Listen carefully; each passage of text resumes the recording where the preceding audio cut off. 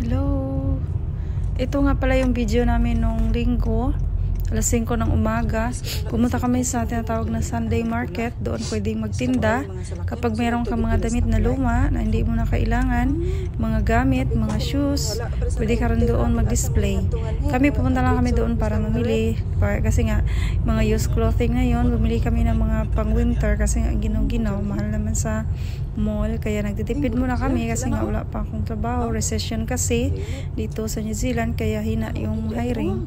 Yung maraming hire kapag summer dito tuwing December daw yun, simula ng December. Saka dito, ito na nga, pumunta na kami dito, walking distance lang to sa amin pero nag-drive si husband kaya sabay na rin ako, sinamahan niya ako. Nauna na rin yung dalawa naming kaibigan dito. Ito na, malapit na kami. Yung mga nagtinda doon, meron ding Filipino, meron ding mga merong Maori, merong kadalasan mga New Zealander sila. Nagtitinda sila ng mga kahit ano lang. Yung mga use. Ayan, New World. Diyan kami minsan nag-grocery. Yan, dumating na kami. Yung iba, kadadating lang sa mga nagtitinda. Yan, nag-park pa kami. Ayan siya.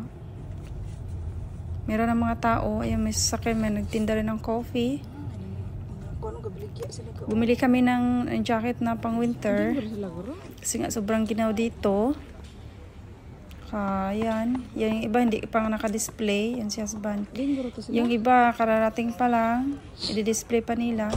Meron din mga student, naka-uniform talaga sila, yung mga yung mga tinitinda nila, yung mga project nila, yung mga shells.